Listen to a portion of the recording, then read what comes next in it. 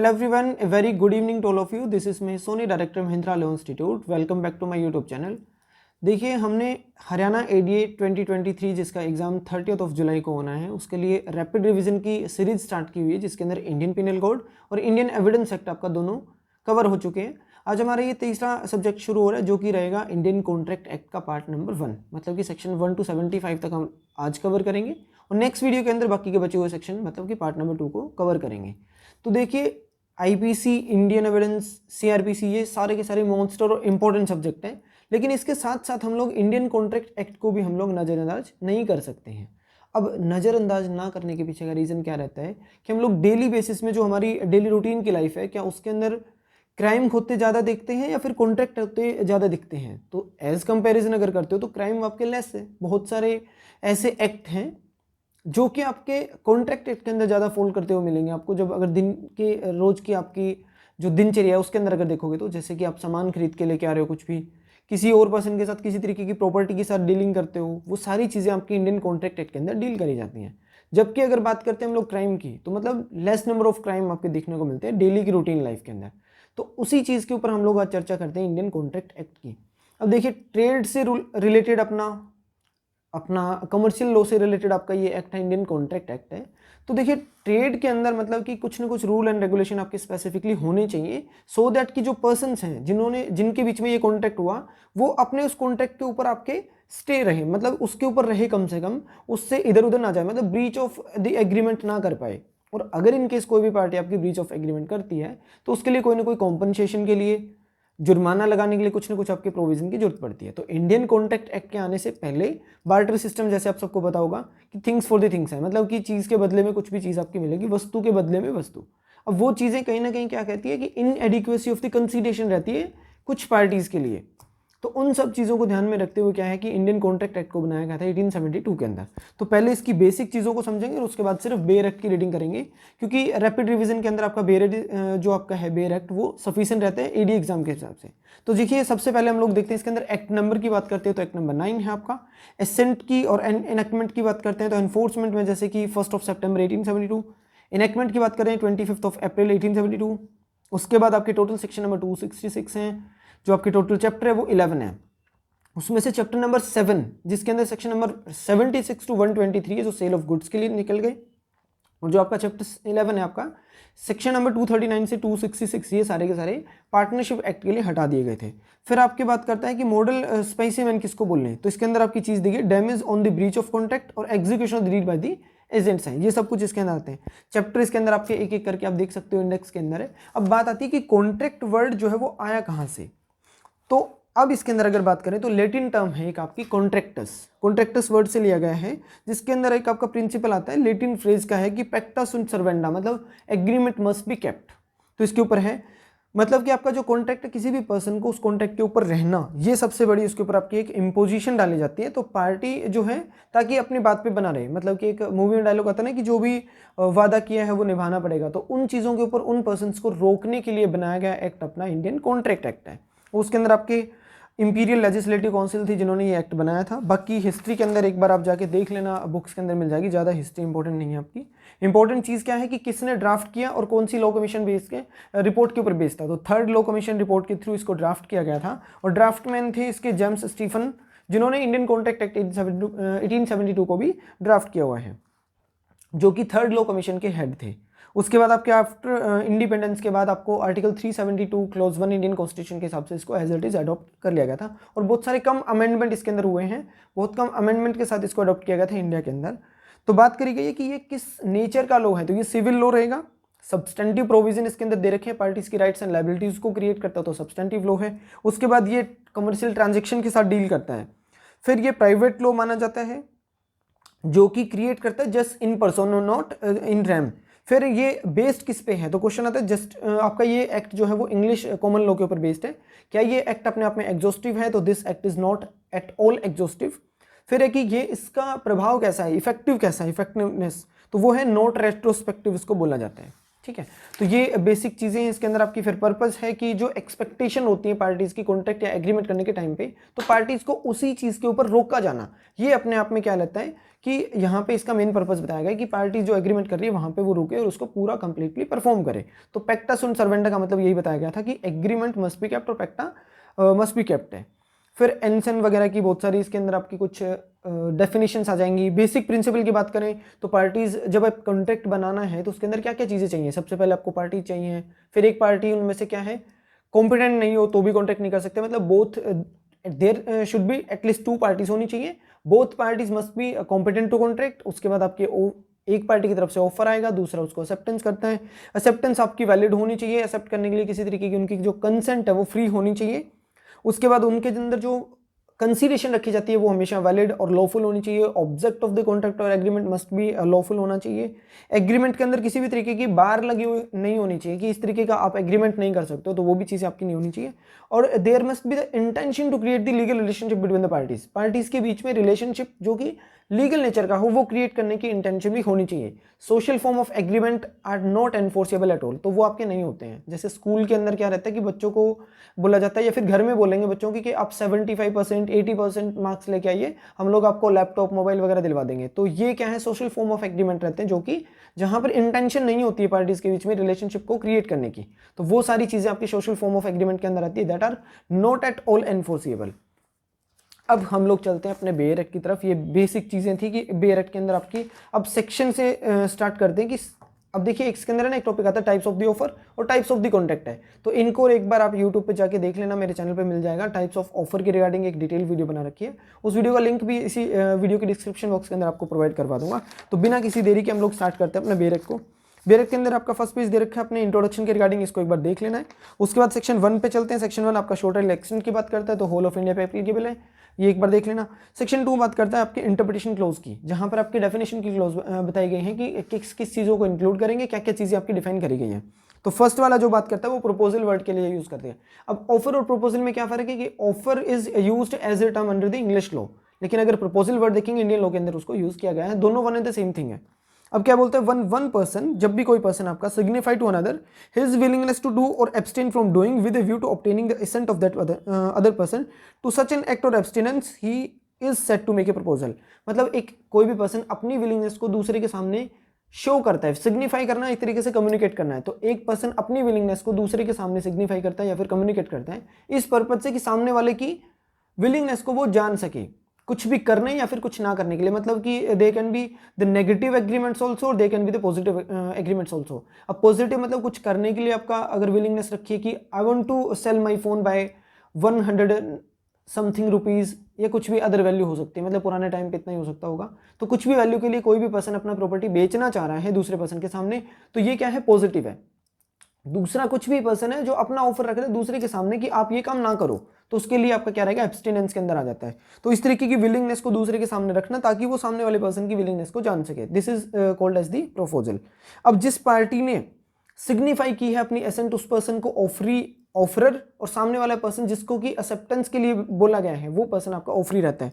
तो 2 का बी क्या बोलता है, when the person to whom the proposal is made, जिस पर्सन को अपनी प्रपोजल रखा गया है वो पर्सन आपका क्या करेगा signify his assent thereto, अगर वो अपनी एसेंट भी दे देता है the proposal is said to be accepted, उस टाइम पे बोला जाएगा कि प्रपोजल आपका एक्सेप्टेड माना गया। और जो पार्टीज आपकी हैं अब इनके बीच में जब आपका ये प्रपोजल एक्सेप्ट हुआ तो वो अपने आप में क्या बन गया, अब ये प्रॉमिस बन जाता है। जब मतलब कि when any offer is accepted becomes the promise now.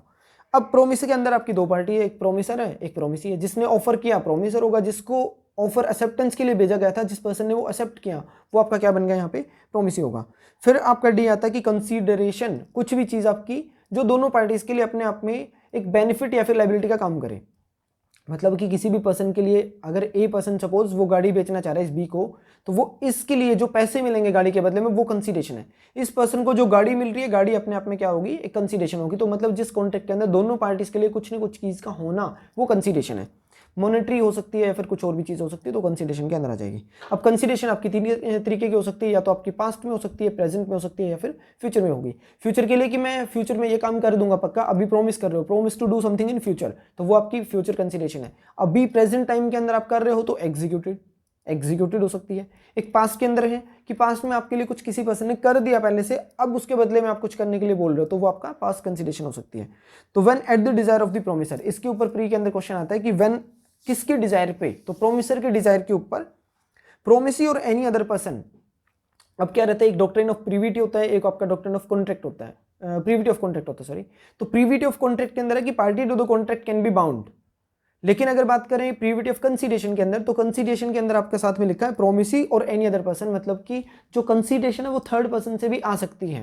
मतलब doctrine of privity not applicable in case of consideration, but it is applicable in case of the doctrine जो आपकी है वो एप्लीकेबल हो जाएगी कॉन्ट्रैक्ट के केस में। तो प्रीविटी ऑफ कॉन्ट्रैक्ट एप्लीकेबल होगा इंडिया में, लेकिन privity of consideration is not at all applicable. तो इसके अंदर बोलते हैं हैज डन और एब्सटेन फ्रॉम डूइंग, मतलब कि आपका पास्ट की बात करी गई है। डज और एब्सटेन फ्रॉम डूइंग, फ्यूचर आपकी प्रेजेंट की बात कर रहे हैं। और promises to do, abstain from doing, future में कुछ करने से रोकना या फिर करने के लिए बोला गया। समथिंग सच एक्ट और एब्सटिनेंस और promise is called as the consideration for the promise.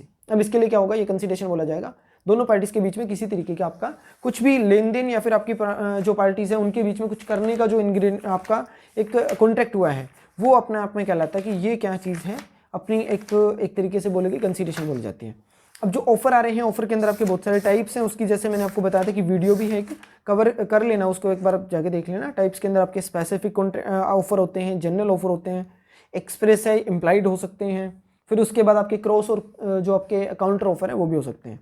इनको एक बार जाके देख लेना। स्टैंडिंग ऑफर कुछ रहते हैं, उसके लिए भी कुछ केसेस वगैरह हैं, सारा कुछ मैंने डिटेल में बताया हुआ है। फिर उसके बाद बात करी गई है इनको कम्युनिकेट और रिवोकेट करने की, वो अलग अलग सेक्शन के अंदर देखेंगे। अभी सेक्शन 2 के अंदर आपकी सिर्फ कंसीडरेशन तक होगा। अब कंसीडरेशन के बाद 2 का ई फॉर एग्रीमेंट है। जब प्रॉमिस प्लस कंसीडरेशन होगा तो वो एग्रीमेंट बनेगा, दोनों पार्टीज के लिए कुछ ना कुछ चीज का होना। तो एवरी प्रॉमिस एंड प्रॉमिस का सेट है, हर एक प्रॉमिस और सेट ऑफ प्रोमिसेस आपका है forming the consideration for each other, जो कि एक दूसरे पार्टी, जो दोनों पार्टीज हैं उनके लिए कंसीडरेशन का पार्ट बन जाती है, तो वो अपने आप में एग्रीमेंट होगा। बहुत डिटेल में बहुत सारी चीजें हैं, लेकिन प्री के हिसाब से आपके लिए ये नंबरिंग इंपॉर्टेंट, तो इनको पढ़ लेना।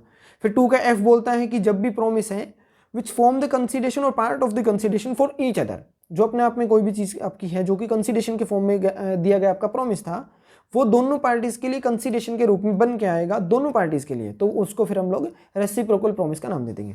फिर आपका 2 का जी है कि ऐसा कोई भी एग्रीमेंट जो कि एनफोर्सेबल बाय नहीं होगा लॉ के द्वारा, तो उसको क्या बोलते हैं कि वो अपने आप में वॉइड हो जाएगा। अगर वो एनफोर्सेबल बाय लॉ है तो वो कॉन्ट्रैक्ट हो जाएगा। आई बोलता है कि ऐसा कोई भी एग्रीमेंट है जो कि एनफोर्सेबल है एक पार्टी के बिहाफ पे, दूसरी पार्टी उसको चाहती है कि नहीं ये एनफोर्स नहीं होना चाहिए, एक पार्टी बोलती है एनफोर्सेबल है, तो वो वॉइडेबल नेचर का है। वॉइडेबल को हम लोग वैलिड बोलते हैं जब तक कि उसको वॉइड डिक्लेयर ना करवा लिया जाए। फिर जे है कि अगर कोई भी ऐसा एग्रीमेंट था जिसको कोर्ट ने पहले तो एनफोर्सेबल कर दिया, एनफोर्स कर दिया मतलब कॉन्ट्रैक्ट बन गया, लेकिन बाद में किसी चीज़ की वजह से अगर एक पार्टी ऑब्जेक्शन लेती है तो उस पार्टी के ऑब्जेक्शन पे कोर्ट क्या कर सकती है, उस एनफोर्सेबिलिटी को सीज कर सकती है। तो मतलब 2 का जे बोलता है कि contract which ceases to enforceable by becomes void. अब ये जो चीज़ आपकी वॉइड हो जाएगी, मतलब एक होता है एग्रीमेंट एब इनिशियो वॉइड, कॉन्ट्रैक्ट आपका बिकम्स वॉइड होता है जब आप उसकी एनफोर्सेबिलिटी उसकी छीन ली जाएगी, तो वो इसमें कवर हो जाएगा। उसके बाद आपका सेक्शन नंबर 3 है, बात करता है कम्युनिकेशन एक्सेप्टेंस और रिवोकेशन ऑफ द प्रपोजल की बात करता है। तो the communication of the proposal, acceptance of the proposal और द कम्युनिकेशन किस चीज की है, रिवोकेशन की, प्रपोजल और acceptance respectively are deemed to be made by any act और ओमिशन। मतलब कि ये चीजें आपकी एक्ट के थ्रू भी करी जा सकती है, ओमिशन के थ्रू भी की जा सकती है। ओमिशन होता है नॉट टू डू समथिंग और एक्ट होता है टू डू समथिंग, तो उसके केस के अंदर है of the party proposing, accepting और revoking by which the intents to communicate the proposal. अब इसके अंदर है ना सिंपल सी लैंग्वेज, कुछ नहीं है कि एक पर्सन अपना ऑफर कैसे कर सकता है, कम्युनिकेट करके कर सकता है। कम्युनिकेशन कैसे हो सकती है, वो आपकी नोटिस के थ्रू कर सकता है, किसी भी अदर पोस्टल रूल के थ्रू कर सकता है, तो वो सारी चीज़ आपकी बता रखी है। केस इसके अंदर आपके फेल्ट हाउस वर्सेस बिंडले का बहुत इंपॉर्टेंट केस है, इसको देख लेना। इसके साथ एक पॉवेल वर्सेस ली का केस है, वो भी देख लेना, जिसके अंदर एक हेडमास्टर की पोस्ट के ऊपर एक बंदा अप्लाई करता है और वहाँ पे जो उस पैनल का जो पीएन होता है ना वहाँ का स्कूल का, वो पर्सन क्या करता है, उस पर्सन को इन्फॉर्म कर देता है कि आपका सिलेक्शन होगा।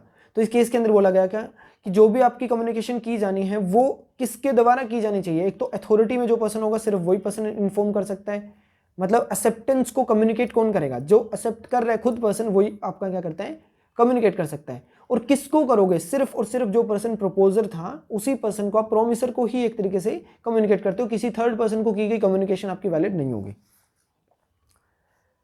फिर आपका सेक्शन 4 बात करता है कि कम्युनिकेशन कब कंप्लीट होगी, तो बोलता है कि अगर प्रपोजल की बात करें तो प्रपोजल कब कंप्लीट होगा, जब भी वो उसने प्रपोजल रखा और वो उस सामने वाले पर्सन जिसको प्रपोजल रखा उसकी नॉलेज में आ गया, तो आपका प्रपोजल कंप्लीट हो जाएगा। फिर बोलते हैं प्रपोजर के खिलाफ आपकी एक्सेप्टेंस कब कंप्लीट होगी, मतलब एक्सेप्टेंस करने वाला कोई भी बी पर्सन है, उसके पार्ट पे कंप्लीट कब हो कि मेरे पार्ट पे एक्सेप्टेंस कंप्लीट है। तो जैसे ही इस पर्सन ने उस ट्रांसमिशन के अंदर डाल दिया, प्रोसेसिंग के अंदर डाल दिया अपनी एक्सेप्टेंस को कि इस तक पहुंच जाए, जैसे कि पोस्टल रूल के ऊपर बेस्ड है ये सेक्शन अपना। तो पोस्टल रूल मतलब कि आपका जो एक लेटर बॉक्स होता है, लेटर बॉक्स के अंदर आपने लेटर पुट कर दिया, तो वो जैसे ही पुट करोगे तो बोल दिया जाएगा कि ट्रांसमिशन में डाल दिया, तो इस एक्सेप्टर पर्सन के पार्ट पे ये चीज आपकी कंप्लीट हो गई है। अब ये पर्सन बाउंड कब होगा, जब बात करेंगे ऑफरर पर्सन की, तो ऑफरर अब बाउंड हो जाएगा जब जैसे इसने उस बॉक्स के अंदर डाला लेटर, तो ये पर्सन बाउंड है। The offeror can not now withdraw from his offer, या फिर उसको रिवोक नहीं कर सकता वो। फिर बोलते हैं कि रिवोकेशन कब कंप्लीट होगी, उसके बारे में बात करते हैं। उससे पहले एक चीज और देखिए, as against the acceptor when it come to the knowledge of the person accept. अब क्या कर रहे हैं कि इस पर्सन ने अपना लेटर बॉक्स डाल दिया, लेटर बॉक्स के अंदर अपना लेटर डाला, तो वो खुद पर्सन क्या करता है, इस ए ऑफरर को बाउंड कर देता है कि आप अब विड्रॉ नहीं कर सकते। अब इस पर्सन ने जो एक्सेप्टेंस भेजी थी, अब इसकी नॉलेज में आ गई है। अब इस पर्सन की जब नॉलेज में आ जाएगी, तो ये पर्सन क्या बोलेगा कि आप बाउंड हो जी, अब आपको ये चीज आपकी खरीदनी पड़ेगी, आपने एक्सेप्टेंस पूरी कर दी, तो इस पर्सन के खिलाफ उसको यूज कर सकता है। Now the accepted person can not withdraw from his acceptance है। फिर बोलता है कम्युनिकेशन ऑफ रिवोकेशन आपकी कब कंप्लीट होगी, तो as against the person who make it के अंदर है कि पुट इनटू द ट्रांसमिशन, जैसे उसने ट्रांसमिशन में डाली उसके पार्ट पे रिवोकेशन कंप्लीट हो गई है। और दूसरे पर्सन के लिए कब कंप्लीट होगी, जब दूसरे पर्सन के नॉलेज में आ जाएगी। तो ये चीज आपकी सिंपल फॉरवर्ड आपकी इसके अंदर सिंपल दे रखी इलस्ट्रेशन, उसको एक बार पढ़ लेना, समझ आ जाएगा, बहुत इजी है, कुछ नहीं है। फिफ्थ बोलता है कि रिवोकेशन ऑफ द प्रपोजल और एक्सेप्टेंस, एक्सेप्टेंस और आपके जो प्रपोजल है उसका रिवोकेशन कैसे कर सकते हो और कब तक कर सकते हो, मतलब कौन सी वो स्टेज है जब तक कि एक पार्टी को अलाउड होगा कि आप रिवोकेशन कर सकते हो अपनी एक्सेप्टेंस की या फिर अपने ऑफर की। अब ऑफर को रिवोक कब तक कर सकते हैं, जब तक एक्सेप्टर पर्सन ने अपना जो लेटर ऑफ एक्सेप्टेंस था वो लेटर बुक्स के अंदर डाला, उससे पहले ये पर्सन अपने ऑफर से विड्रॉ कर सकता है। जैसे ही वो पुट इनटू ट्रांसमिशन कर देगा, उसके बाद ये बंदा बाउंड हो जाएगा, अब ये विड्रॉ नहीं कर सकता। सेम चीज क्या है, इसने एक्सेप्टेंस भेजी थी, अब ये जो एक्सेप्टेंस है इस वाले पर्सन ऑफरर के पास पहुंच गई, जैसे उसकी नॉलेज में आई, तो ये पर्सन अपनी एक्सेप्टेंस से पीछे नहीं हट सकता, उससे पहले कर सकते हो। तो ये सेक्शन 5 है। A proposal may be revoked at any time before the communication of its acceptance is complete as against the proposal, but not afterwards. Letter box के अंदर डाला, उससे पहले ये पर्सन अपने ऑफर से पीछे हट सकता है, बाद में नहीं। ऐसा ही केस आपका एक्सेप्टेंस में होगा कि may be revoked at any time before the communication of the acceptance is complete as against the acceptor. तो जब तक इसके नॉलेज में आएगा उससे पहले कर सकते हो, बाद में नहीं कर सकता। इलस्ट्रेशन है ए, बहुत इंपॉर्टेंट है, आराम से पढ़ लेना, सिंपल लैंग्वेज है, कुछ नहीं है। सेक्शन 6 आपका बात करता है रिवोकेशन हाउ मेड, कैसे रिवोक कर सकते हो। तो फर्स्ट वाला बोल रहा है कि नोटिस भेज सकते हैं रिवोकेशन का, उसके थ्रू रिवोक करी जा सकती है। सेकंड बोलता है कि अगर आपने कोई टाइम पीरियड फिक्स करके बताया था कि within this time you have to accept it, अब आपने बोल दिया कि 5 दिन के अंदर अगर आप एक्सेप्ट कर लोगे तो मैं इसको ठीक है आपको वो चीज़ दे दूंगा, नहीं तो फिर मैं विड्रॉ समझ लूंगा। तो अब ये क्या कर रहा है, 5 दिन का टाइम पीरियड दिया हुआ था, 5 दिन के अंदर उस पर्सन ने एक्सेप्ट नहीं किया, तो इसके पार्ट पे ये रिवोकेशन अपने आप हो जाएगी। दूसरा बोलता है कि अगर कोई टाइम पीरियड ही नहीं दिया, कि ऑफरर पर्सन ने कोई टाइम नहीं दिया कि कितने टाइम के अंदर आपको एक्सेप्ट करनी है, तो उस केस के अंदर क्या होगा, एक रीजनेबल टाइम तक वेट करेगा ऑफरर पर्सन, और उसके बाद अपने ऑफर को एक तरीके से विड्रॉ समझ लेगा। मतलब ऐसी कोई कंडीशन कभी भी नहीं लग सकती कि एक पर्सन ये बोल दे कि 5 दिन के अंदर अगर आपने एक्सप्रेसली उसको एक्सेप्ट नहीं करा तो मैं मान लूंगा, या रिजेक्ट नहीं करा तो मैं ये मान लूंगा कि आपने एक्सेप्ट कर लिया। ये नहीं मानेंगे, बल्कि ये मान सकते हैं कि अगर आपने 5 दिन के अंदर रिप्लाई नहीं दिया तो मैं इसको विड्रॉ समझ लूंगा, आपके पार्ट पे रिजेक्शन मानेंगे, एक्सेप्टेंस कभी भी नहीं मान सकते हो। तीसरा बोलता है कि अगर कोई कंडीशन लगाई थी ऑफरर पर्सन ने कि इसको एक्सेप्ट करने से पहले आपको क्या करना है, एक तरीके की कोई कंडीशन पूरी करनी है, कंडीशन प्रेसिडेंट था, अगर वो प्रपोज करने जो आपका पार्टी थी प्रोमिसी, वो पार्टी क्या है एक तरीके से फेल हो जाती है उस कंडीशन को फुलफिल करने में पहले, तो वो आपका क्या रहेगा, ऑफर को विड्रॉ मान लिया जाएगा। फोर्थ बोलता है कि या तो पर्सन आपका जो ऑफर था वो डेथ हो जाए उस पर्सन की, या फिर उसकी इंसैनिटी है, और इस पर्सन के द्वारा ऑफर को एक्सेप्ट करने से पहले इसकी नॉलेज में ये बात आ गई थी, ये यहाँ पे क्या है, ऑफरी पर्सन है जिसको ऑफर रखा गया था, इसकी नॉलेज में आ गई थी कि मैं एक्सेप्ट तो कर रहा हूँ, लेकिन उससे पहले ये इसको पता लग गया था कि इस ऑफरर पर्सन की डेथ हो चुकी है, तो अब ये अपने आप में विड्रॉ माना जाएगा। लेकिन अगर एक्सेप्टेंस करने के बाद लेटर बॉक्स के अंदर लेटर डालने के बाद इसको पता लगता है कि हाँ अब उसकी डेथ होगी जी, तो ये पर्सन के जो लीगल रिप्रेजेंटेटिव होंगे ऑफरर के, वो बाउंड हो जाएंगे to perform such an offer, तो उसके लिए रहेगा। 7 बोलता है कि जो एक्सेप्टेंस करेगी ये पार्टी, इसके पार्ट पे एब्सोल्यूट होना चाहिए, मतलब कंप्लीट है, पार्शियल एक्सेप्टेंस और पार्शियल रिजेक्शन नहीं कर सकते, या तो कंप्लीट रिजेक्ट करो या तो आप कंप्लीटली उसको एक्सेप्ट करोगे। दूसरा रहता है कि ये अनक्वालिफाइड तरीके से उसको रखेगा, मतलब कि बिना किसी कंडीशन के एक्सेप्ट करेगा। कंडीशन ये बंदा नहीं रख सकता आपका जो एक तरीके से ऑफरी है वो, लेकिन ऑफरर पर्सन कंडीशन रख सकता है जिसको कि परफॉर्म अगर नहीं करेगा तो ये एक्सेप्टेंस नहीं मानी जाएगी। फिर आपका सेकंड बोलता है कि बी एक्सप्रेस, इसके अंदर आपकी बोलता है कि जो प्रपोजल है वो एक्सेप्टेंस जब कब कन्वर्ट होगी, प्रॉमिस कब बनेगा, जब उसकी एक्सेप्टेंस जो आपकी एक्सप्रेसली बता दी ऑफर के अंदर, एक पर्सन ने, इस पर्सन ने ऑफर इसको बताया कि किस तरीके से आपको ये एक्सेप्टेंस करनी है, उसी वे के अंदर अगर एक्सेप्ट करता हो तो ठीक है, अदरवाइज उसको नहीं मानेगा। एक एग्जांपल लेते हैं कि ए पर्सन है बी के सामने कुछ ऑफर रखता है और बोलता है कि इस काम को आप मेरे बताए गए तरीके से ही करोगे, मतलब एक्सेप्टेंस जो करनी है वो सिर्फ और सिर्फ आप मेरे को फोन कॉल के थ्रू करोगे, या फिर आप मेरे को पर्सनली मिलके कर सकते हो। तो पर्सनली मिलने के लिए बोला गया था कि पर्सनली मिलके ही आप उसको एक्सेप्टेंस दोगे तो मैं वैलिड मानूंगा। लेकिन ये बंदा क्या करता है, इसके पास कॉल करता है। अब फोन पे इसके पास दो ऑप्शन है, या तो फोन काट के उसको बोल ले कि आप पर्सनली मेरे घर पे आके इसकी सारी चीजें बताओ, मेरे को कैसे एक्सेप्ट करोगे तब मानूंगा, या फिर उसको फोन कॉल पे एक्सेप्ट कर ले। दो ऑप्शन है, या तो आपने क्या करी, एक्सप्रेसली बताया था कि आपने सिर्फ और सिर्फ मिलके बतानी है मेरे को कि कैसे एक्सेप्ट करोगे, तो उसके इसके अंदर इसको अगर फोन कॉल आती है तो दोनों ऑप्शन इसके पास रहेंगे, either to reject that phone call और आइदर टू एक्सेप्ट दैट। अब ये अगर पर्सन रिजेक्ट करे और इसको इंसिस्ट करेगा कि आप आओ पर्सनली बता के जाओ, तो उस मैनर में करनी पड़ती है। और अगर ये पर्सन इंसिस्ट करने में फेल हो जाता है, मतलब ये इसको कंपेल नहीं करता कि आप पर्सनली आके बताओ, तो मान लिया जाएगा कि इसने फोन कॉल के थ्रू भी एक्सेप्टेंस को एक्सेप्ट कर लिया। तो ये सेकंड क्लोज आपका है। Be express in some usual manner और रीजनेबल मैनर, दो तरीके हैं, या तो यूजुअल जो इसको बता रखा था उसी मैनर में, अगर कुछ भी नहीं बताया तो रीजनेबल मैनर के अंदर एक्सेप्ट कर लोगे। Unless the proposal prescribe the manner in which it is to be accepted, या तो प्रिस्क्राइब कर रखा होता है कि इसी के अंदर करोगे, तो वो आपका क्या रहेगा, ये बाउंड होगा पर्सन इसमें एक्सेप्टेंस करने के लिए in that particular manner. If the proposal prescribe a manner in which is to be accepted and the acceptance is not made in such manner, मतलब पर्सनली जाके बोला गया था कि पर्सनली बोलना, लेकिन फोन कॉल कर रहा है।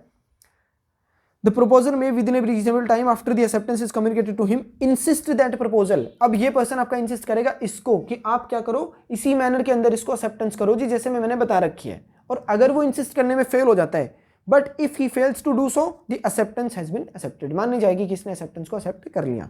ये सेक्शन 7 है। 8 को एक बार जनरली पढ़ लेना, ज़्यादा इंपॉर्टेंट नहीं है। 9 के अंदर एक्सप्रेस और इम्प्लाइड की बात करी गई है, उसको जनरली पढ़ लेना। सेक्शन 10 बोलता है कि कौन से एग्रीमेंट आपके कॉन्ट्रैक्ट बन सकते हैं, तो all agreement are contract if they are made by the free consent of the parties, free consent थी पार्टीज की, कॉम्पिटेंट टू कॉन्ट्रैक्ट पार्टीज थी, लॉफुल कंसीडरेशन उनके बीच में थी, लॉफुल ऑब्जेक्ट था, और not hereby declared expressly to be void by the law के द्वारा एक्सप्रेसली डिक्लेयर करा हुआ कि ये वॉइड ऐसा नहीं होगा। जैसे माइनर कॉन्ट्रैक्ट है, उसको स्पेशली बोल रखा है कि minor agreement is itself void, तो वो चीज़ें आपकी नहीं होनी चाहिए। तो मिनिमम रिक्वायरमेंट दे रखी है सेक्शन 10 के अंदर। 11 आपकी कॉम्पिटेंसी की बात करता है कि कौन सी पार्टी ऐसी है जो कि कॉम्पिटेंट होंगी कॉन्ट्रैक्ट करने के लिए। तो फर्स्ट अंदर आपका सिंपल बोल रहा है, every person is competent to contract who is the age of majority according to which the law is applicable to that person, मतलब कि इंडियन मेजोरिटी एक्ट 1875 के सेक्शन नंबर 3 के हिसाब से कोई भी ऐसा पर्सन जो कि above the age of 18 year है वो कॉन्ट्रैक्ट कर सकता है। साउंड माइंड का पर्सन होना चाहिए और not disqualified from contracting person होगा तो ही कैन कॉन्ट्रैक्ट।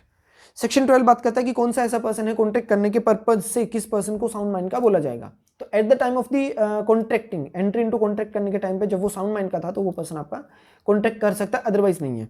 अब इसमें क्या बोल रहा है, person is said to be sound mind for the purpose of making a contract if at the time when he make it, जब वो कॉन्ट्रैक्ट कर रहा था, he is capable of understanding, उसको सारी चीज की समझ है, वो सारी चीजें समझ पा रहा है और रैशनल आंसर और रैशनल जजमेंट उसके ऊपर ले सकता है, तो he can be said to be the person of the sound mind. उसके बाद बोलता है कि अगर ऐसा कोई पर्सन है जो कि यूजुअली अनसाउंड माइंड का रहता है लेकिन ओकेजनली साउंड माइंड का है, तो जिस टाइम पे वो ओकेजनली साउंड माइंड का था उस टाइम पे वो कॉन्टेक्ट कर सकता है।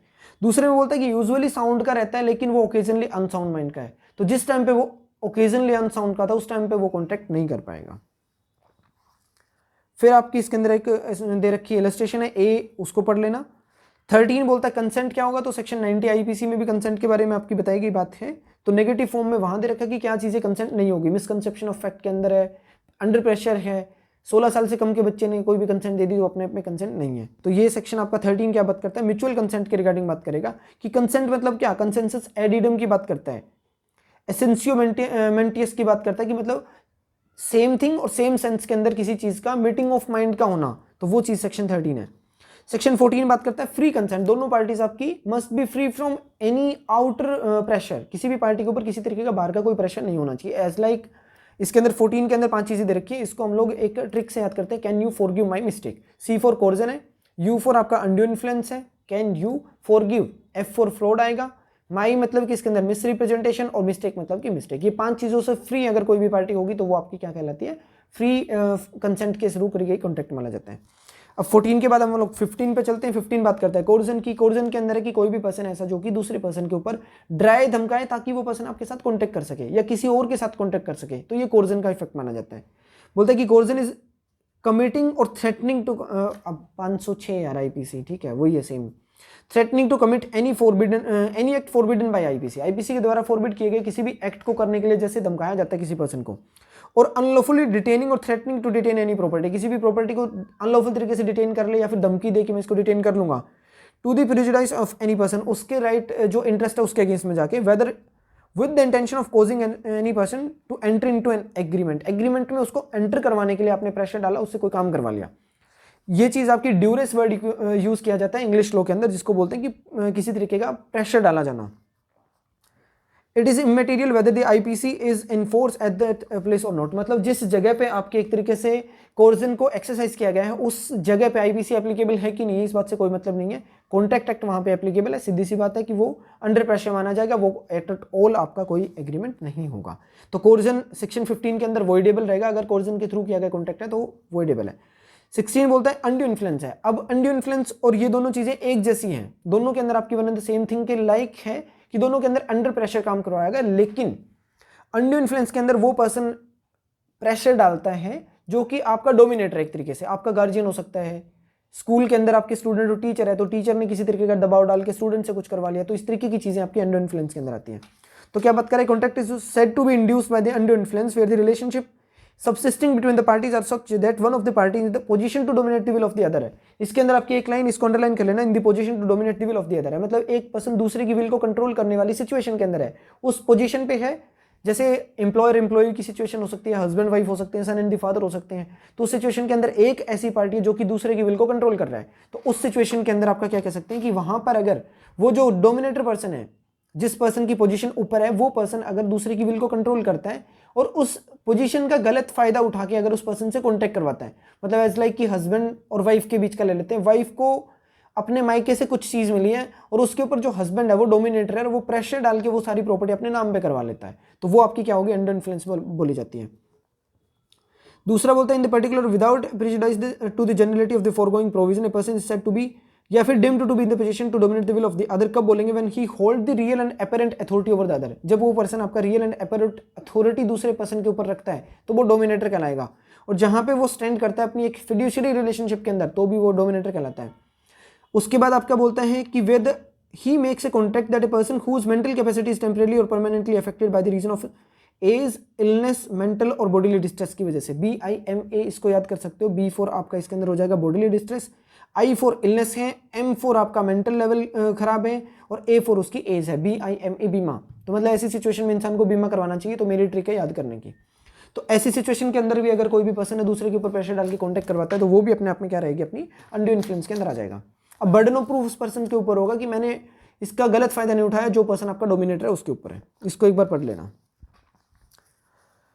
इलस्ट्रेशन डी है, वेरी इंपॉर्टेंट, उसको पढ़ लेना। उसके बाद आपके कमेंट दे रखे हैं उनको मत छोड़ना। 17 बोलता है फ्रॉड और misrepresentation likely to be same है, जैसे 15 16 सेम था पेयर, 17 और 18 भी आपका पेयर के काम करते हैं। अब 17 फ्रॉड है। A fraud means includes any of the following act committed by the party to the contract with any connivance, connivance होती है कि मौन सहमति किसी पर्सन की ली तब by his agent with intent to deceive another party thereto, और इस एजेंट मतलब कि एक पर्सन ऐसा इस तरीके का कोई भी एक्ट करता है जाकि जिसकी वजह से क्या है दूसरे पर्सन के साथ या दूसरे पर्सन के एजेंट के साथ किसी तरीके की धोखेधड़ी करी जा सके उसके केस में, या फिर उस पर्सन को इंड्यूस किया जा सके बहला फुसला के कि आपके साथ वो कॉन्टेक्ट कर ले। मतलब 10 करोड़ की कोई चीज़ है, उसको आपने इस तरीके से बहलाया फुसलाया, उसका माइंड मैनिपुलेट कर दिया, माइंड एक तरीके से कन्वर्ट कर दिया उसके अंदर चीज़ें कि जहां से वो पर्सन आपके साथ 10 लाख में वो कॉन्टैक्ट करने के लिए रेडी हो रहा है, तो आपने क्या किया, कहीं ना कहीं तरीके से आपने फ्रॉड कर रखा है, या तो आपने कोई फैक्ट छुपाया या गलत तरीके से उसके सामने कोई बात रखी है, तो वो चीज़ें हैं। फर्स्ट आपका बोलता है कि एक्टिव कंसीलमेंट। अब इसके अंदर बोलता है कि सजेशन, अगर आपने कोई फॉल्स सजेशन दिया है as a fact that he which is not true, आपको पता है कि ये ट्रू नहीं है, फिर भी उसको फॉल्स सजेशन दे रहे हो कि ये चीज़ ले लो जी, ये बहुत बढ़िया है। जैसे कि बीट कंपनी इंडिया में बंद होगी जिसकी गाड़ियाँ बनती है सेवरलेट की। अब वो चीज़ क्या है कि उसके लिए आप बार बार किसी पर्सन को फोर्स कर रहे हो, ये सजेशन देके कि ये गाड़ी बहुत अच्छी, इसको आप खरीद लो, आपको पता भी है कि ये गाड़ी बंद हो रखी इंडिया में, फिर भी किसी पर्सन को फॉल्स सजेशन दे रहे हो, तो फ्रॉड के अंदर होगा। One who does not believe it to be true, और साथ में उसको ये भी पता है कि ये सच नहीं है, कि ये बहुत अच्छी कंपनी है या फिर यूज़ करने के लायक है गाड़ी या फिर नहीं है, तो गलत तरीके का आप क्या कर रहे हो, उसके ऊपर इंप्रेशन डाल रहे हो, तो वो आपके फ्रॉड में जाएगा। सेकंड बोलता है कि active concealment of the fact है, हैविंग नॉलेज और बिलीफ ऑफ द फैक्ट, आपको पता भी है कि ये गलत चीज़ है, 100% श्योरिटी है, उसके बाद भी आप गलत तरीके से उसके सामने उस फैक्ट को क्या है छुपा रहे हो। जैसे कि कोई पर्सन ऐसा जो कि रेसिंग के लिए घोड़ा खरीदने आया था और आपको पता है कि ये घोड़ा रेसिंग के लिए कामयाब नहीं है, फिर भी आप उसको क्या कर रहे हो, एक तरीके से बेचने के लिए बोल रहे हो, और लेकिन उस इनकैपेसिटी फॉर द रेसिंग वाली इस फैक्ट को आप छुपा रहे हो, तो वो अपने आप में क्या होगा, एक्टिव कंसीलमेंट बोला जाता है, सुपरेसिव वेरी। थर्ड बोलता है कि promise made without intention of performing it, fake promise आपके हैं, फेक फ्रॉड आपके बोले जा सकते हैं, फेक प्रॉमिस है, मतलब एक तरीके से आपकी इंटेंशन पहले ही नहीं थी कि इसको परफॉर्म करूंगा, फिर भी प्रॉमिस कर रहे हो टू डू समथिंग, तो वो आपके फ्रॉड में आएगा। और एनी अदर एक्ट जो कि डिसीव करने के लिए सफिशिएंट हो, वो भी आ जाएगा। और उसके बाद बोलते हैं कि एनी सच एक्ट और omission as the law specially declare to be fraudulent, या फिर आपका जैसे 420 415 आईपीसी है, स्पेशली डिक्लेयर किया गया कि ये अपने आप में फ्रॉड का हिस्सा बन जाएगा, तो वो भी अपने आप में फ्रॉड का हिस्सा बोला जाएगा। एक्सप्लेनेशन है कि मियर साइलेंस आपका अपने आप में फ्रॉड नहीं होता जब तक कि वहां ड्यूटी टू स्पीक नहीं है। ड्यूटी टू स्पीक आपकी ये बताने की ड्यूटी थी कि ये सही है कि नहीं है चीजें, तो उस केस के अंदर आपकी ड्यूटी बनती है तो फ्रॉड होगा, अदरवाइज फ्रॉड नहीं होगा। इलस्ट्रेशन ए है बहुत इंपॉर्टेंट, इसके अंदर बहुत बार पेपर में आती है, एक बार पढ़ लेना, बहुत आसान से समझ आ जाएगी। 18 बोलता है कि मिस रिप्रेजेंटेशन है, मतलब statement which is not guaranteed by the maker है, कोई पर्सन ऐसा जिसने स्टेटमेंट तो दी लेकिन मैं इसकी गारंटी नहीं लेता कि ये सही है कि गलत है, तो उस सिचुएशन के अंदर क्या बोल सकते हैं कि मिस रिप्रेजेंटेशन करना बोलते हैं। किसी भी चीज का जो कि एक तरीके से सही नहीं है उसका आपने पॉजिटिव एजर्शन दिया जानबूझकर, जिसकी गारंटी आप नहीं ले सकते, तो वो अपने आप में मिस रिप्रेजेंटेशन बोली जाएगी। Positive assertion in the manner not warranted by the information of the person making it और that which is not true though he believe it to be true, लेकिन वो पर्सन सोचता है कि ये सच है लेकिन 100% श्योरिटी नहीं है, उसकी गारंटी ले सकता है कि वो सच है कि नहीं है, तो उस केस के अंदर मिस रिप्रेजेंटेशन करना बोलेंगे। अगर वो गलत निकली और उसने सही पॉजिटिव एजर्शन दिया था तो वो मिस रिप्रेजेंटेशन है। दूसरा बोलते हैं एनी ब्रीच ऑफ ड्यूटी है without an intent to receive gain और advantage of any person committing it और anyone claiming under him by misleading another to prejudice, मतलब दूसरे पर्सन को मिसलीड करके कुछ एक्ट कर रहे हो तो वो भी मिस रिप्रेजेंटेशन के अंदर आएगी। या फिर आपने किसी पर्सन का किसी चीज के साथ किसी तरीके से आपने क्या कर दी, causing however innocently a party to the agreement, आपने इनोसेंटली तरीके से तो कर रखा है कुछ ना कुछ नुकसान, to make a mistake as to the substance of thing के सब्सटेंस को लेके मिस्टेक करी है लेकिन इनोसेंटली कर रखी है जो कि एग्रीमेंट का हिस्सा थी, तो वो भी मिस रिप्रेजेंटेशन का पार्ट बन जाएंगे। सॉरी। 19 बोलता है कि ये जो एग्रीमेंट होंगे बिना फ्री कंसेंट के किए गए वो सारे के सारे अपने अपने क्या होंगे, अपने वॉइडेबल एग्रीमेंट माने जाते हैं। तो where the consent to an agreement is caused by the coercion fraud misrepresentation the agreement is a contract voidable at the option of the parties whose consent was so caused, जिस भी party की consent free consent नहीं थी उस party के option पे उस contract को वॉइड डिक्लेयर करवाया जा सकता है, that can be said to be the voidable contract है। फिर आपका बोलते हैं कि अगर ऐसी पार्टी है जिसकी कंसेंट जो फ्रॉड के थ्रू या मिस रिप्रेजेंटेशन के थ्रू कॉज करी गई थी और वो सोचता है if he think fit insist that the contract shall be performed, और वो सोच रहा है कि इसके कॉन्ट्रैक्ट को परफॉर्म किया जाना चाहिए, and that shall be put in the position to which he would have been if the representation was made been true, मतलब ऐसी सिचुएशन में पहुंचा देगा जैसे कि रिप्रेजेंटेशन आपकी फ्री ट्रू होती, तो जिसमें अंदर जा रहा है तो वो पर्सन क्या कर सकता है, एक तरीके से परफॉर्म करने के लिए भी आपका एक तरीके से क्या बोलते हैं उसको इंसिस्ट कर सकता है सामने वाली पार्टी को कि आप इसको परफॉर्म कर दो, कोई दिक्कत नहीं है। इलस्ट्रेशन सी पढ़ लेना, अपने आप समझ आ जाएगी। एक्सेप्शन ज़्यादा इंपॉर्टेंट नहीं है, एक बार देख लेना। 19A बोलता है set aside contact inducing by undue influence, undue influence वाली चीज़ आ जाती है सेक्शन 16 वाली, तो उसके लिए पावर रहती है सेट असाइड करने का। 19A 1899 के अंदर बना है, अलग सेक्शन, उसको पढ़ लेना। फिर आपका है सेक्शन नंबर 20, मिस्टेक की बात करता है, 20, 21 और 22।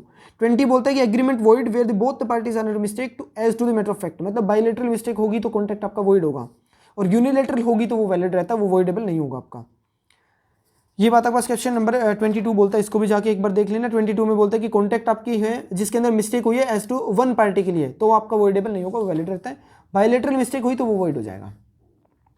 21 बोलता है कि मिस्टेक ऑफ लॉ हुई है, लॉ की कुछ ना कुछ तरीके की आपकी गलत हो जाती है, तो वो क्या होगा, a contract is not voidable, वो वॉइडेबल नहीं होगा क्योंकि वहां पे लॉ की मिस्टेक हुई है और ऐसे लॉ की गलती हुई जो कि इंडिया में एप्लीकेबल है। But a mistake has to the law not enforce in India, और अगर ऐसे लॉ की गलती हो जाती है जो कि इंडिया में एनफोर्सेबल नहीं है तो उसको माना जाता है कि उन्होंने क्या किया, मिस्टेक करी है फैक्ट की। No come to section number 23 बोलता है कि लॉफुल ऑब्जेक्ट होना चाहिए, लॉफुल कंसीडरेशन होनी चाहिए, और अगर लॉफुल कंसीडरेशन ऑब्जेक्ट नहीं है तो आपका एग्रीमेंट क्या होगा, वॉइड माना जाएगा। फर्स्ट वाला बोलता है कि अगर आपकी जो ऑब्जेक्ट या फिर कंसीडरेशन है वो अपने आप में फॉरबिडन बाय लॉ है तो वो आपका अनलॉफुल माना जाएगा, तो वो वहां पे 13 का 3 है, article 13 close 3 of the Indian constitution. First वाले के साथ। दूसरा बोलता है कि अगर आपका एग्रीमेंट के अंदर जो ऐड किया गया अपना कंसीडरेशन या ऑब्जेक्ट है वो इस नेचर का है कि अगर उसको अलाउड कर दिया जाए तो वो क्या कर देगा, किसी न किसी लॉ के प्रोविजन को डिफीट कर देगा या फिर अपने आप में वो फ्रॉडुलेंट होगा, तो वो भी अपने आप में अनलॉफुल होगी। फोर्थली 3 पॉइंट हो गए इसके अंदर, एक फॉरबिडन बाय लॉ, परमिटेड करने के लिए, defeat the provision of law, fraudulent, उसके बाद इन्वॉल्व्स और implies the injury to the person और प्रॉपर्टी ऑफ अनदर, इस तरीके का है जिससे कि सामने वाली पार्टी का कोई ना कोई नुकसान हो सकता है, एक तरीके से वो हो सकती है।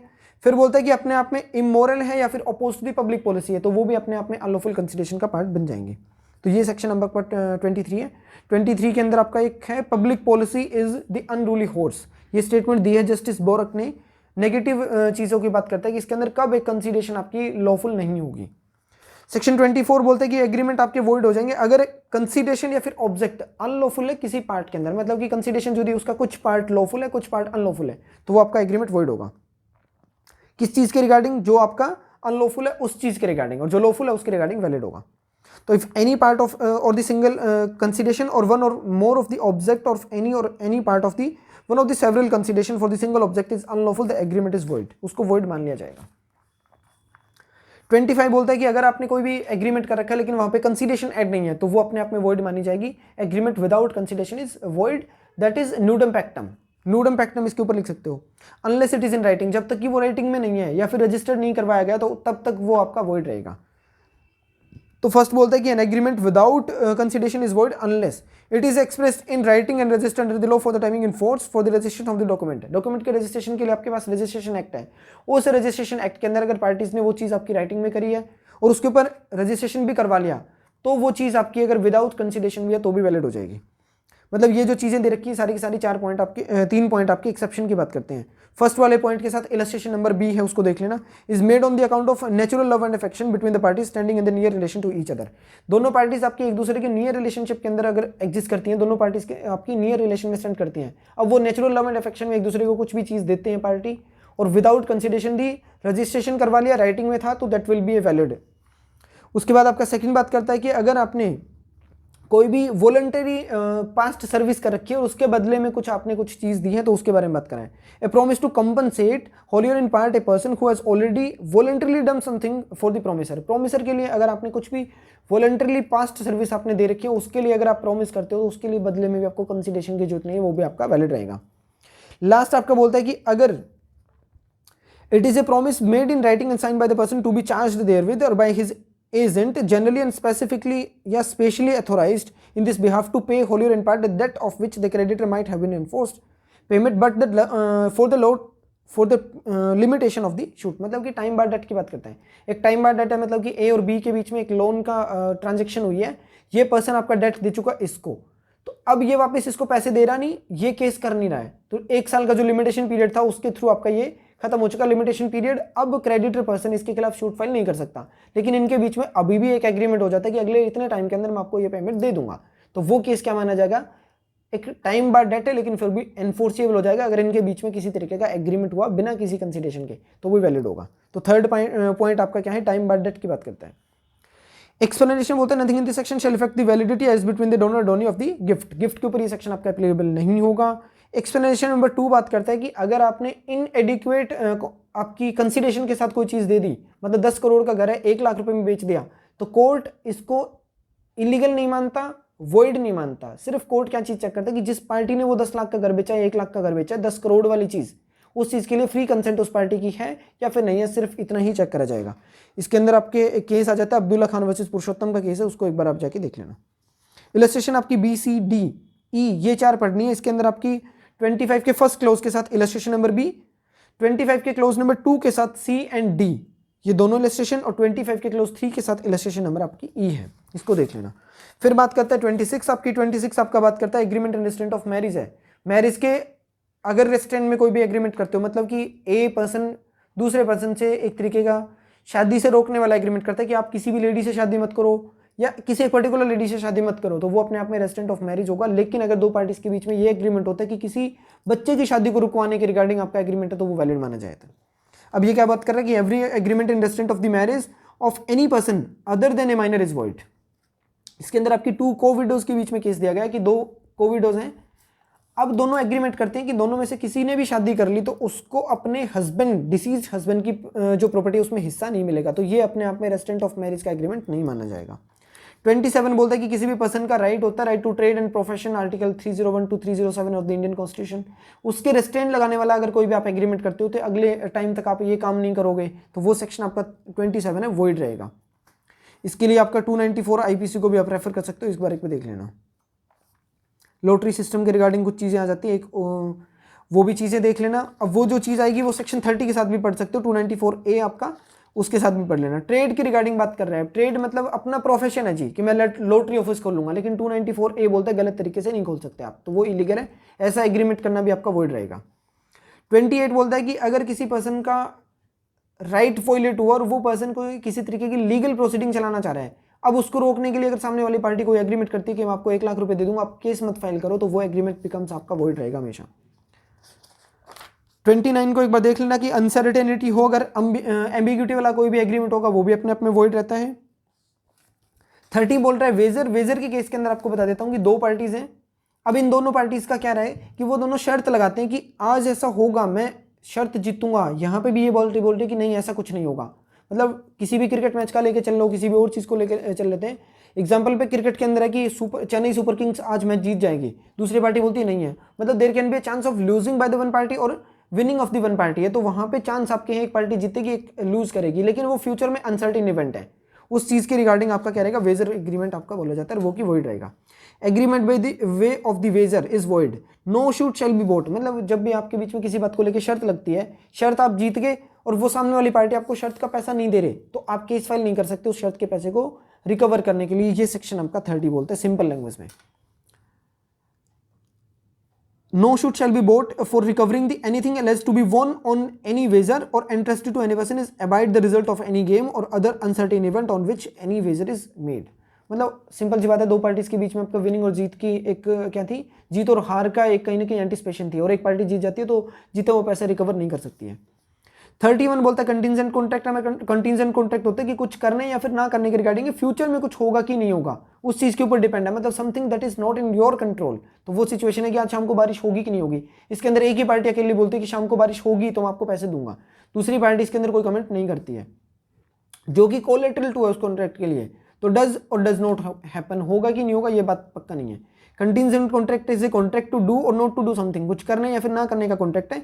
If some event collateral to such contract, उस कॉन्ट्रैक्ट के साथ जुड़ा हुआ है आपका, कोलेटरल है, तो डज और डज नॉट हैपन, होगा कि नहीं होगा इस बात पे डिपेंड करता है, तो वो आपकी कंटिजेंसी के ऊपर आता है, जैसे कि आपकी ये वैलिड के तरीके से रहता है, ये वैलिड एग्रीमेंट हो जाते हैं।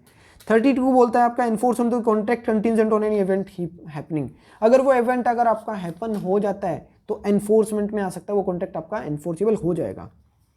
क्या बोल रहा है कि कंटिजेंट कॉन्ट्रैक्ट टू डू और नॉट टू डू एनीथिंग, कुछ भी करने या फिर ना करने का कॉन्ट्रैक्ट हुआ है।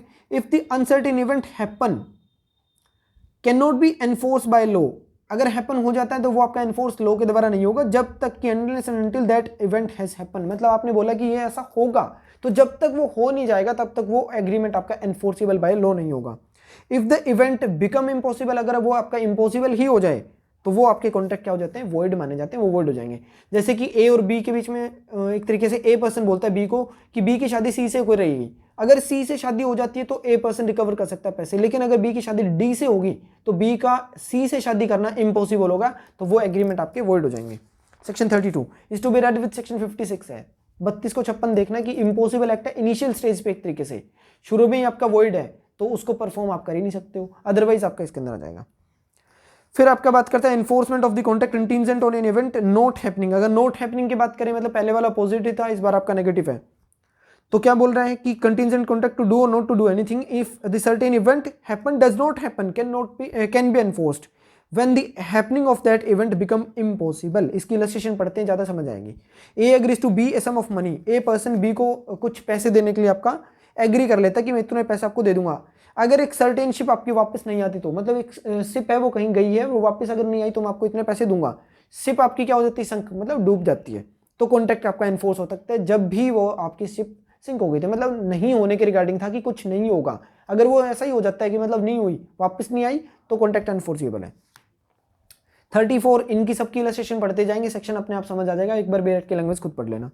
क्या बोलता है, when event on which the contract is contingent to be deemed impossible, impossible माना जाएगा फ्यूचर के अंदर if it is the future conduct of the living person, और अगर ये future conduct of the living person के ऊपर डिपेंड भी करता है तब केस में, मतलब इसके अंदर 3 पार्टी लेके चलेंगे। ए ये बोलता है कि बी से शादी होगी अगर सी की तो मैं आपको इतना पैसा दूंगा, मतलब ए बी और सी के लिए बोलता है। ए बी को बोलता है कि अगर आपने मेरी बेटी सी से शादी कर ली तो मैं आपको 10 करोड़ रुपए दूंगा, लेकिन बी ने क्या किया, डी से शादी कर ली। तो अब ये चीज आपकी क्या है, इनकी शादी हो जाने थे, बी और सी की शादी का होना इम्पॉसिबल हो गया, लेकिन डिपेंड करता हो सकता है इस पर्सन की डेथ हो जाए डी में, डी पर्सन से डाइवोर्स हो जाए, डी की डेथ हो जाए, तो पॉसिबिलिटी ऐसी हो सकती है। तो वो केस की बात कर रहा है। A agrees to B a sum of money if B marries C, अगर बी सी से शादी कर लेता तो ए बी को कुछ पैसे देगा, लेकिन सी ने शादी डी से कर ली। The marriage of the B to C, B की शादी सी से होना अब इम्पॉसिबल है, ऑल्दो इट इज पॉसिबल, ये पॉसिबल हो सकती है अगर डी की डेथ हो जाए या फिर वहां पे डाइवोर्स हो जाए, उसके बाद वापस शादी कर सकते हैं, तो वो पॉसिबल हो सकता है। 35 आपका टाइम पीरियड के रिगार्डिंग है कि 10 दिन के अंदर एक शिप आपकी वापस आ जाएगी, नहीं आई तो आपको पैसे दूंगा। इलस्ट्रेशन पढ़ लेना, ए इलस्ट्रेशन इंपॉर्टेंट एक बहुत है। 36 भी वॉइड है, 35 भी वॉइड आपका। 36 बोलता है इम्पॉसिबल इवेंट की बात करता है, उसमें भी वॉइड हो जाएगा। 2 स्ट्रेट लाइन है, वो आगे जाके आपकी मिल जाएगी आपस में, ये अपने आप में इम्पॉसिबल एक्ट है, कभी हो ही नहीं सकता, तो ये भी आपका क्या चीज़ है, 36 के अंदर आपका माना जाएगा वॉइड एग्रीमेंट है। 37 में बोलता है obligation of the parties to contract है, कॉन्ट्रैक्ट के अंदर आपकी क्या एक तरीके की ऑब्लिगेशन रहेंगी, जब एक पार्टी है उसने अपना पार्ट परफॉर्म कर लिया तो दूसरी पार्टी की ड्यूटी रहती है वो भी उसको परफॉर्म है जो करेगा। बोलता है the party to the contract must either perform और offer to perform their respective promise unless such performance is dispensed with or excused under the provision of any act or any other for the term in force। मतलब simple सी बात है कि दोनों parties आपकी एक दूसरे को ऑफर रख सकती है कि आप अपना काम कर दो जी, मैंने अपना काम कर दिया, तो जब तक दूसरी पार्टी को छूट नहीं मिल रही कि आपको काम करने की जरूरत नहीं है, ये पर्सन कर देगा तो भी होता है। मतलब सपोज लेके चलो कि आपकी गाड़ी है और मैं मांग के लेके आया हूँ कुछ टाइम के लिए, 10 घंटे के 5 घंटे के लिए यूज़ करने के लिए, अब वो गाड़ी मेरे को पसंद आई, अब मैं ऑफर रखता हूँ कि आप गाड़ी ये मेरे को बेच दो, मेरे को पसंद आई है, अब मेरी ड्यूटी बनती है कि मैं आपको पैसे डिलीवर करूंगा, आपको डिस्पेंस विद कर दिया, आपको डिलीवरी करने की जरूरत नहीं क्योंकि the property is already in the position of the person buyer, तो उस केस के अंदर आपकी ये चीज आ जाएगी। इसके अंदर एक बार आप जाके चेक कर लेना, बेयर एक्ट की लैंग्वेज सफिशिएंट रहेगी। 38 बोलते हैं effect of the refusal to accept the offer of performance, अगर आपने ऑफर ऑफ परफॉर्मेंस था और उसको आपने अगर एक्सेप्ट करने से रिफ्यूजल कर लिया तो उसकी क्या लायबिलिटी रहेगी। ओवर एक मतलब कि एक रीडिंग ले लेना, बहुत इंपॉर्टेंट, ज़्यादा नहीं है। 39 के लिए आपका पेपर में आता है कि क्या चीज़ है जो सेक्शन 39 डील करती है, एंटीसिपेटरी ब्रीच ऑफ कॉन्ट्रैक्ट की बात करता है। 39 आपका talking about the anticipatory breach of contract. Section 40 skip कर सकते हो। 41 सब्सटीट्यूटेड परफॉर्मेंस है, एसआरए सेक्शन नंबर 20 और सेक्शन नंबर 14 एसआरए के साथ है। स्पेसिफिक परफॉर्मेंस के रिगार्डिंग था, मतलब ए पर्सन बी से कॉन्ट्रैक्ट करता है कि आप मेरे लिए सामान बना के दो, लेकिन अगर ये टाइम पे काम नहीं करता और इस पर्सन ने काम किसी थर्ड पर्सन से करवा लिया तो ये पर्सन अब बी को शू नहीं कर सकता। ए बी का कॉन्ट्रैक्ट था, बी परफॉर्म नहीं कर रहा, ए ने परफॉर्मेंस सी से करवा ली, तो नाउ बी कैन नॉट शू सी, मतलब ये पर्सन आपका ये यहाँ पे शू नहीं कर सकता। इलस्ट्रेशन पढ़ लेना अगर मिल जाए तो ज़्यादा इंपॉर्टेंट रहेगी, अदरवाइज मैं आपको बता देता हूँ। लिखा क्या है मैंने, promisee accept performance of the promise from a third person, he can not afterwards enforce it against the promisor. अगर मतलब कि ये पर्सन इससे काम पूरा करवाना था, इसकी बजाय थर्ड पर्सन से करवा ले, तो ये पर्सन अब इसको शू नहीं कर सकता परफॉर्म करने के लिए। तो ये सेक्शन आपका 41 है, सब्सटीट्यूटेड परफॉर्मेंस और थर्ड पर्सन आपका लिखा है, इतना इंपॉर्टेंट है।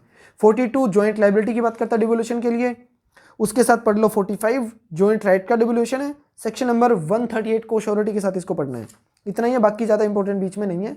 सिर्फ 43 की इलस्ट्रेशन पढ़ लेना, ए एंड बी, ये इंपॉर्टेंट ज़्यादा है, इतना ही होता है और मत पढ़ना। 46 7 8 49 50 इनके आगे कुछ कुछ लिख लो चीज़ें, सिर्फ अंडरलाइन कर लो, वो बहुत है। मतलब 46 के अंदर आपकी क्या है, टाइम नॉट फिक्स्ड और no application to be made, मतलब ना तो एप्लीकेशन लगाई है ना टाइम फिक्स किया गया कि आप इतना काम इस टाइम पे कर दो, ना टाइम पीरियड बता रखा कि कितने टाइम के अंदर ये काम होगा तो मैं आपको पैसे दूंगा, वो चीज़ है। 47 बोलता है टाइम फिक्स बट एप्लीकेशन नहीं लगी है। 48 बोलता है proper time and place fix कर दिया गया। 49 बोलता है no application no place fixed. 50 बोलता है मैनर टाइम एंड जो आपका एक तरीके से काम करने का जो सेक्शन है, एक तरीके से जो चीज़ आपकी बता रखी है मैंने, वो सारी चीज़ें फिक्स कर गई हैं। सेक्शन नंबर 50 है। टाइम प्रेस्क्राइब आपका कर रखा है, मैनर प्रेस्क्राइब कर रखा है और सेंक्शन की बात करता है as like section number 71 Indian contract act है।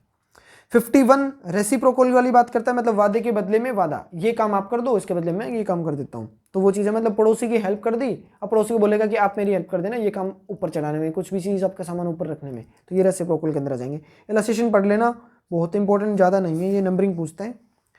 52 स्किप कर सकते हो, 53 स्किप कर दो, 54 नंबरिंग पढ़ लो, 55 इंपॉर्टेंट सेक्शन है, टाइम इज एसेंशियल की बात करता है।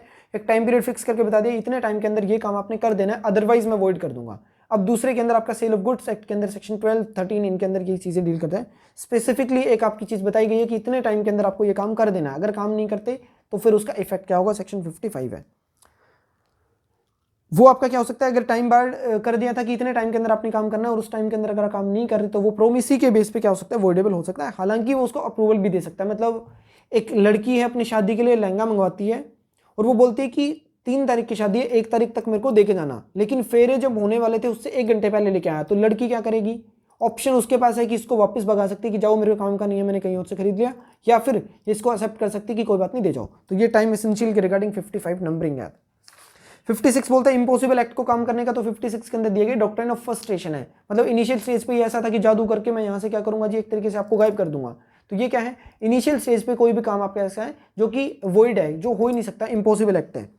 तो बोलता है an agreement to do an impossible act in itself is void, वो अपने आप में वॉइड बोला जाता है। कुछ सिचुएशन है बाद में आपकी इम्पॉसिबल हो जाता है तो भी आपका वॉइड होगा, 56 है। डॉक्ट्रिन ऑफ फ्रस्ट्रेशन याद रखना। 57 नंबरिंग पढ़ लेना, 58 नंबरिंग पढ़ लेना, नंबरिंग पढ़ना है 58 को ज़्यादा इंपॉर्टेंस देके ढंग से अच्छे तरीके से पढ़ लेना। 59 आपका किस रूल पे बेस्ड है, ये क्वेश्चन पूछा जाता है, यूपी 2018 के अंदर भी आया था।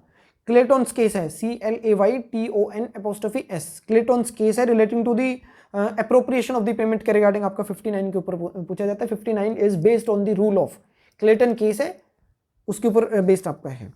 60 के ऊपर जस्ट दे रखिए एक लाइन के अंदर आपकी several distinct date and not to B a single date payable by the installment, इसको नंबरिंग में पढ़ लेना, मुन्नो बीबी का केस है। 62 नोवेशन के रिगार्डिंग आपका, नोवेशन का मतलब होता है रिनोवेशन करना, मतलब किसी चीज को पुराने वाले कॉन्ट्रैक्ट को खत्म कर दिया, नया परफॉर्म कर लो जी, तो उस बात में बात करी गई है। इफेक्ट क्या होगा, रिसेशन, ऑल्ट्रेशन या फिर आपके रिसेशन का, तो पुराना जो नया एग्रीमेंट था ओरिजिनल उसको वो क्या कर देगा, रिपील कर देगा, एलिमिनेट कर देगा। तो बोलता है if the parties to a contract agree to substitute a new contract, अगर दोनों पार्टीज आपकी जिनके बीच में पहले एक कॉन्ट्रैक्ट हुआ था वो दोनों एग्री करते हैं कि एक नया एग्रीमेंट हम बना लेते हैं, तो उसका इफेक्ट ये बता रहा है। रिसाइंड या फिर ऑल्टर करने की बात करता है नए को, तो जो ओरिजिनल कॉन्ट्रैक्ट था वो आपका नीड नॉट बी परफॉर्म, उसको परफॉर्म करने की जरूरत नहीं है। अगर आपने नेचर चेंज कर दिया कॉन्ट्रैक्ट का तो वो भी आपका अपने आप में नोवेशन बोला जाता है, मतलब change in the nature of the contract itself said to be the novation. Novation क्या होता है, मतलब नोवेशन का जो क्वेश्चन है वो किस तरीके का इशू बनेगा, तो mix question of law and fact बोला जाता है। नोवेशन का मीनिंग होता है substitution of the new contract in place of और in lieu of the old one, तो ये रहता है। हरियाणा जुडिशरी में एक बार पहले भी क्वेश्चन आ चुका है इसके ऊपर, तो ये इंपॉर्टेंट है, नंबरिंग याद रखना। नेचर को भी अगर चेंज करोगे वो भी नोवेशन कहलाती है। 63 नंबरिंग पढ़नी है, इसके अंदर doctrine of accord and satisfaction. 63 doctrine of accord and satisfaction, promisee में डिस्पेंस विद और remit the performance of the promisee, इसको एक बार जनरली पढ़ लेना, ज़्यादा इंपॉर्टेंट नहीं है। 64 बोलते हैं आपके अगर आपने रिसेशन करवाया कॉन्ट्रैक्ट का तो उसके केस में आपका क्या कॉन्सिक्वेंसेज होंगे जब आपका कॉन्ट्रैक्ट वॉइडेबल था, मतलब अगर आपका कॉन्ट्रैक्ट हुआ वो वॉइडेबल नेचर का है, उसको आपने रिसाइन करवा लिया, मतलब उसको वॉइड डिक्लेयर करवा लिया, क्या इफेक्ट होगा, रिस्टोरेशन करना पड़ता है, तो उसके बारे में बात करी है। When a person at whose option the contract is voidable, जिस भी ऑप्शन पे आपने अगर कॉन्ट्रैक्ट को रिसाइन करवाया वॉइडेबल था और उसने उस पार्टी ने क्या करवा लिया, रिसाइन, मतलब सपोज कि मेरा कॉन्ट्रैक्ट आपके साथ और मेरी कंसेंट फ्री कंसेंट नहीं है, तो मैं चाहता हूं कि मेरे इस वॉइडेबल कॉन्ट्रैक्ट को रिसाइन करवा दिया जाए, कैंसिल कर दो, वॉइड करवा लिया, तो जो अदर पार्टी है, मतलब आप जिसको मैंने क्या किया था, कुछ चीज आपको मैंने ट्रांसफर कर रखी थी, टोकन मनी दे रखी थी, तो वो आपकी ड्यूटी बनती है, रिस्टोर करोगे। The other party thereto need not perform any promise thereto, अब उसके अंदर आपको प्रॉमिस अपना जो कर रखा है उसको परफॉर्म करने की जरूरत नहीं, क्योंकि वॉइडेबल को मैंने वॉइड डिक्लेयर करवा लिया। उसके बाद shall if he had received any benefit, अगर मैंने भी अगर किसी तरीके का रिलीफ आपसे कुछ चीज मैंने रिसीव कर रखी है और उस कॉन्ट्रैक्ट को मैं रिसाइन करवा रहा हूं, तो इट इज माइन ड्यूटी कि मैं ट्रांसफर वापस करूंगा, आपको वो चीज रिस्टोर कर दूंगा। मतलब क्या हो रहा है इस केस के अंदर, रिलीफ किसको मिल रहा है, डिफेंडेंट को। मैंने ही क्या किया, ये बोला कि मेरी फ्री कंसेंट नहीं है, मैंने जो चीज रिसीव कर रखी है मैं वापस आपको दूंगा, तो आप यहाँ पे डिफेंडेंट हो, तो आपको वो चीज मिल रही है, तो रिलीफ टू डिफेंडेंट है। तो अगर उस पर्सन ने receive any benefit there from the another party to such contract, restore such benefit so or as may be to the person from whom it was received, जिससे भी आपने receive कर रखा है वो आपको वापस देनी पड़ेगी।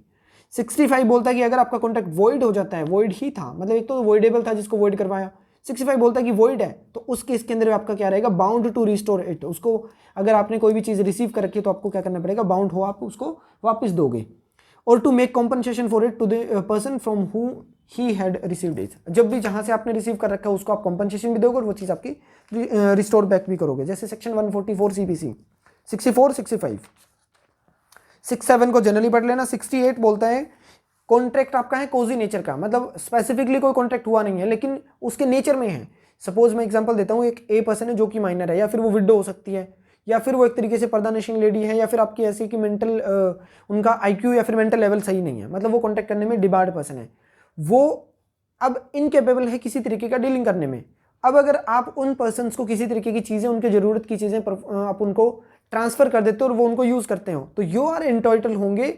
आप एंटाइटल किसके रहेंगे, उनकी प्रॉपर्टी में से अपना वापस चीज़ लेने के लिए। तो वो है इसके अंदर क्या बोल रहा है, claim for the necessity supplied to the person incapable of contracting or his account.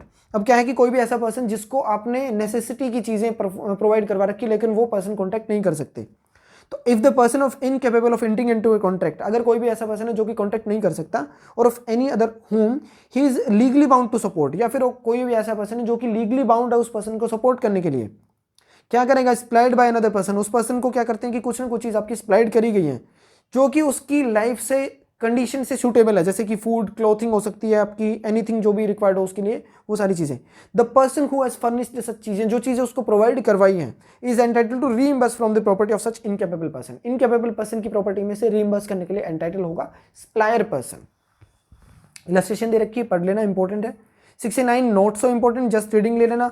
70 section है obligation of the person enjoying the benefit non gratuitous act. Numbering पूछता है, 70 नंबरिंग है। 403 IPC भी पढ़ लेना 70 के साथ। 71 बोलता है कि अगर कोई भी ऐसा पर्सन जो कि रास्ते में चलते इंसान को अगर कोई चीज़ मिल जाती है तो उसकी ड्यूटी क्या है, तो बोलता है person who finds the goods belonging to another person and taken into his custody, अपने पास रख लेता है, तो subject to same responsibility as a bailee. Bailee मतलब क्या होता है कि जब कोई भी ऐसा पर्सन जो आपसे कोई चीज़ लेके गया कुछ पर्पस के लिए, और जब वो पर्पस पूरा हो जाएगा तो क्या करोगे, आप वो चीज़ आप वापस ले लोगे। तो उस सिचुएशन की बात करा कि जब इस पर्सन का पर्पस पूरा होगा तो आप प्रॉपर्टी वापस ले लोगे। तो जिस पर्सन के पास आपने सामान रखा वो अपने आप में बेली कहलाता है। तो बेली की जैसी ड्यूटी है कि वो उसको संभाल के रखेगा, ओनर को वापस लौटा देगा, वैसे ही ड्यूटी रिस्पॉन्सिबिलिटी किसकी बनती है, फाइंडर ऑफ गुड्स की बनती है। That is to be read with section 160 and 169। 168 169 section के साथ पढ़ना है, 168 169 सेक्शन के साथ। और 403 IPC।